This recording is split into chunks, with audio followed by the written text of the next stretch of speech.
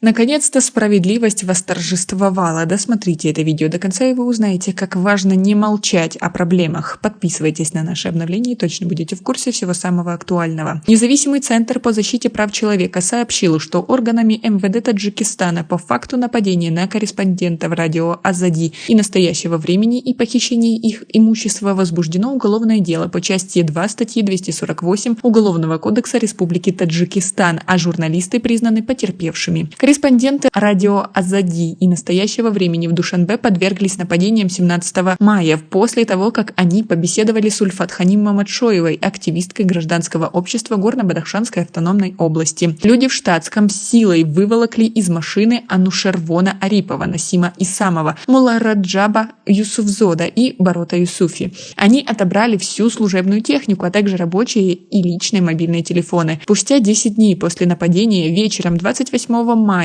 незнакомый мужчина встретил Мулараджаба Юсуфзода на столичной улице Лахути и сообщил, что служебная техника и мобильные телефоны находятся у него и вернет их только после того, как журналисты заберут свои заявления. Он угрожал, что в противном случае семьи журналистов не смогут чувствовать себя в безопасности. Как вы относитесь к такой ситуации? Свои ответы напишите нам, пожалуйста, в комментарии. Адвокат Абдурахман Шарипов, представленный ООО «Независимый центр по защите прав человека» для оказания правовой помощи обратившимся журналистам, сообщил, что 7 июня в рамках уголовного дела начато производство следственных действий. По словам адвоката, следователь ОМВД-2 столичного района Сино сообщил, что по факту нападения на журналистов и похищения их собственности, а также открытого завладения имуществом бюро радио Азади в Таджикистане возбуждено уголовное дело. Абдурахман Шарипов сообщил также, что 8 июня МВД Таджикистана в ответ на запрос радио Азади передало для исполнения в УМВД по городу Душанбе заявление о применении мер для обеспечения безопасности журналистов. Власти Таджикистана считают Ульфатханим Маматшоеву, после беседы с которой журналисты подверглись нападениям, одним из организаторов беспорядков в Хароге. Журналисты радио Азади настоящего времени уверены, что инцидент не был похож на кражу или грабеж, так как злоумышленники знали их имена и вернули деньги,